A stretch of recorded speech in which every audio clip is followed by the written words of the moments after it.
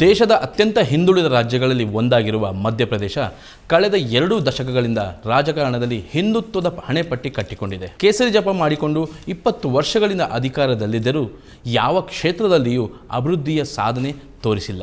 ಸ್ವತಃ ಕೇಂದ್ರ ಸರ್ಕಾರ ಬಿಡುಗಡೆಗೊಳಿಸಿರುವ ಎಲ್ಲ ಸೂಚ್ಯಂಕಗಳಲ್ಲಿಯೂ ಮಧ್ಯಪ್ರದೇಶದ ಕಳಪೆ ಪ್ರದರ್ಶನವಾಗಿದೆ.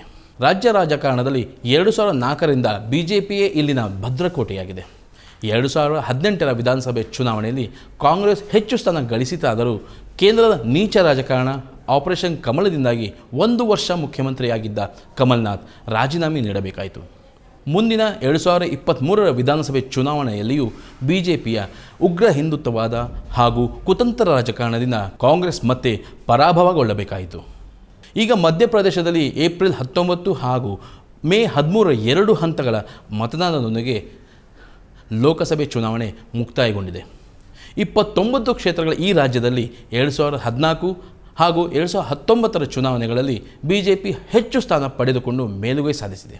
ಮಧ್ಯಪ್ರದೇಶದ ಕಳೆದ 2 ಲೋಕಸಭೆ ಚುನಾವಣೆಯ ಫಲಿತಾಂಶಗಳನ್ನು ಗಮನಿಸಿದರೆ ಬಿಜೆಪಿಗೆ ಯಾವ ಪಕ್ಷವೂ ಸರಿಸಾಟಿ ಇಲ್ಲವೆಂಬಂತೆ ಗೆಲ್ಲುತ್ತಾ ಬಂದಿದೆ. 2019ರ ಲೋಕಸಭಾ ಚುನಾವಣೆಯಲ್ಲಿ ಬಿಜೆಪಿ 27 ಸ್ಥಾನ ಗೆಲುವಿನೊಂದಿಗೆ 58% ಮತಗಳನ್ನು ಪಡೆದುಕೊಂಡಿತ್ತು.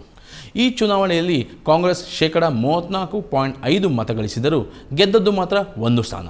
ಕಾಂಗ್ರೆಸ್ ನಾಯಕ ಕಮಲ್ನಾಥ್ ಅವರ ಭದ್ರಕೋಟೆ ಚಿಂದವಾಡದಲ್ಲಿ ಅವರ ಮಗ ನಕುಲ್ ನಾಥ್ ಜಯಗಳಿಸಿದ್ದರು. ಈ ಬಾರಿಯ ಲೋಕಸಭಾ ಚುನಾವಣೆಯಲ್ಲಿ ಬಿಜೆಪಿ ತನ್ನ 11 ಸಂಸದರನ್ನು ಕೈಬಿಟ್ಟು ಹೊಸ ಮುಖಗಳಿಗೆ ಮಣೆ ಹಾಕಿದೆ. ಆಡಳಿತ ವಿರೋಧಿ ಅಲೆ ತಪ್ಪಿಸಿಕೊಳ್ಳುವುದಕ್ಕಾಗಿ ಹೊಸಬರಿಗೆ ಟಿಕೆಟ್ ನೀಡಲಾಗಿದೆ ಎನ್ನಲಾಗಿದೆ. ಈ ಬಾರಿ ಏನೇ ಆದರೂ ಹೆಚ್ಚಿನ ಸ್ಥಾನಗಳೊಂದಿಗೆ ಬಿಜೆಪಿಯನ್ನು ಮಣಿಸಬೇಕೆಂದು ಹಠ ತೊಟ್ಟಿರುವ ಕಾಂಗ್ರೆಸ್ ಇತ್ತೀಚಿನ ವಿಧಾನಸಭೆಯಲ್ಲಿ ಗೆಲುವು ಗಳಿಸಿದ್ದ ಶಾಸಕರಲ್ಲಿ ಹಲವರನ್ನೇ ಕಣಕ್ಕಿಳಿಸಿದೆ.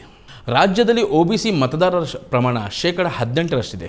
ಮಂಡಲ್ ಆಯೋಗ ರಚನೆಯಾಗುವುದಕ್ಕೂ ಮೊದಲೇ ಕಾಂಗ್ರೆಸ್ನ ಅರ್ಜುನ್ ಸಿಂಗ್ ಅವರು ಮುಖ್ಯಮಂತ್ರಿ ಆಗಿದ್ದ ಕಾಲದಲ್ಲಿ ರಾಜ್ಯದಲ್ಲಿ ಒಬಿಸಿಗಳ ಮೀಸಲಾತಿಯನ್ನು 25% ನೀಡಲಾಗಿತ್ತು.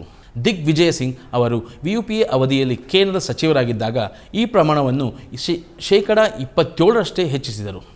ಈ ಕಾರಣದಿಂದ 2019ರ ಲೋಕಸಭಾ ಚುನಾವಣೆಯಲ್ಲಿ ಕಾಂಗ್ರೆಸ್ ಉತ್ತಮ ಸಾಧನೆ ತೋರಿತ್ತು. 12 ಸ್ಥಾನ ಗೆದ್ದು 40.14 ಮತ ಗಳಿಸಿಕೊಂಡಿತ್ತು. ಆದರೆ ಲೋಕಸಭಾ ಚುನಾವಣೆಯಲ್ಲಿ ತೋರಿದ ಉತ್ತಮ ಸಾಧನೆ ವಿಧಾನಸಭೆ ಚುನಾವಣೆ ಮರುಕಳಿಸಲಿಲ್ಲ. 2004ರಲ್ಲಿ ಅಧಿಕಾರಕ್ಕೆ ಬಂದ ಬಿಜೆಪಿ ರಾಜ್ಯದಲ್ಲಿ ಹಿಂದುತ್ವ ರಾಜಕಾರಣದೊಂದಿಗೆ ತನ್ನ ಸ್ಥಾನ ಮಾಡಿಕೊಳ್ಳುತ್ತಾ ಸಾಗಿತು. ಕೇಸರಿ ಪಕ್ಷಕ್ಕೆ ಪರ್ಯಾಯವಾಗಿ ಕಾಂಗ್ರೆಸ್ ಕೂಡ ಇತ್ತೀಚಿನ ಕೆಲವು ವರ್ಷಗಳಿಂದ ಒಬಿಸಿಗಳಿಂದ ಅಂತರ ಕಾಯ್ದುಕೊಂಡು ಹಿಂದುತ್ವದ ಜಪಕ್ಕೆ ಮೊರೆ ಹೋಗಿ ತಾನೂ ಕೂಡ ಸಮುದಾಯವನ್ನು ಪ್ರತಿನಿಧಿಸುತ್ತೇನೆ ಎಂಬ ಸಂದೇಶ ರವಾನಿಸಲು ಆರಂಭಿಸಿದೆ. ಚುನಾವಣೆಗಳಲ್ಲಿ ಕಾಂಗ್ರೆಸ್ನ ಹಿನ್ನಡೆಗೆ ಇದೂ ಕೂಡ ಪ್ರಮುಖ ಕಾರಣ ಎನ್ನಲಾಗುತ್ತಿದೆ. ಹಿಂದೂ ನಾಮಬಲದಲ್ಲಿ ಮತ ಪಡೆಯಲು ಮುಂದಾಗಿ ಒಬಿಸಿ ನಾಯಕರನ್ನು ಬೆಳೆಸಲಿಲ್ಲ ಎಂದು ಹಲವು ಹಿರಿಯ ನಾಯಕರು ಹೈಕಮಾಂಡ್ ನಾಯಕರ ಬಳಿ ನೋವು ತೋಡಿಕೊಂಡಿದ್ದಾರೆ. ಇತ್ತೀಚೆಗೆ ಬಿಜೆಪಿ ಕೂಡ ಒಬಿಸಿ ಮತಗಳಿಕೆಯಲ್ಲಿ ಮೇಲುಗೈ ಸಾಧಿಸುತ್ತಾ ಬರುತ್ತಿದೆ. ಒಬಿಸಿ ಸಮುದಾಯಕ್ಕೆ ಸೇರಿದವರಿಗೆ ಹೆಚ್ಚು ಸ್ಥಾನ ನೀಡಲಾಯಿತು. ಇದರಿಂದ ರಾಜ್ಯದ ನಾಯಕರು ಕೇಂದ್ರದಲ್ಲಿ ದೊಡ್ಡ ಹುದ್ದೆಗಳನ್ನು ಪಡೆದುಕೊಂಡರು. ಇಲ್ಲಿಂದ ನಂತರ ಒಬಿಸಿ ಮತಗಳು ಹೆಚ್ಚಿನ ಸಂಖ್ಯೆಯಲ್ಲಿ ಬಿಜೆಪಿಗೆ ಬರುತ್ತಿದೆ.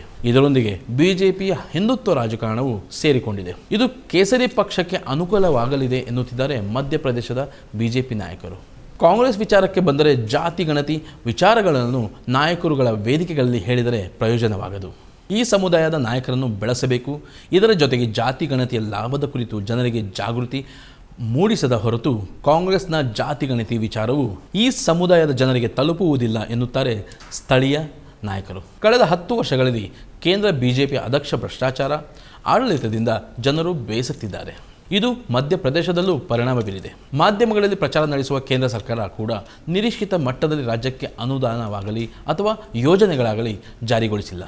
ಅಲ್ಲದೆ ರಾಜ್ಯದಲ್ಲಿ ಕೇಸರಿ ಪಕ್ಷ 20 ವರ್ಷ ಆಡಳಿತ ನಡೆಸುತ್ತಿದ್ದರೂ ಮಧ್ಯಪ್ರದೇಶ ಮಾತ್ರ ಅಭಿವೃದ್ಧಿ ಪಥದತ್ತ ಒಂದು ಚೂರು ಮುಂದೆ ಸಾಗಲಿಲ್ಲ. ಇದಕ್ಕೆ ಕೇಂದ್ರ ಸರ್ಕಾರದ ವಿವಿಧ ಇಲಾಖೆಗಳು ಆಗಾಗ ನೀಡುತ್ತಿರುವ ವರದಿಗಳೇ ಸಾಕ್ಷಿಯಾಗಿದೆ. ಇವೆಲ್ಲ ಕಾರಣಗಳು ಈ ಬಾರಿ ರಾಜ್ಯದಲ್ಲಿ ಕಾಂಗ್ರೆಸ್ಸನ್ನು ಕೈ ಹಿಡಿಯುವುದರ ಜೊತೆಗೆ ಹೆಚ್ಚು ಸ್ಥಾನ ಗೆಲ್ಲುವ ಸಾಧ್ಯತೆ ಇದೆ ಎಂದು ಅಂದಾಜಿಸಲಾಗಿದೆ.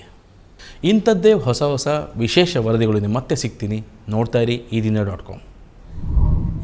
ಮತ್ತಷ್ಟು ವಿಶೇಷ ವಿಡಿಯೋಗಳನ್ನು ನೋಡಲು ಮತ್ತು ಹೊಸ ವಿಡಿಯೋಗಳ ಬಗ್ಗೆ ತಿಳಿಯಲು eDina.com ಯೂಟ್ಯೂಬ್ ಚಾನೆಲ್ ಸಬ್ಸ್ಕ್ರೈಬ್ ಮಾಡಿ ಮತ್ತು ಬೆಲ್ ಐಕಾನ್ ಕ್ಲಿಕ್ ಮಾಡಿ.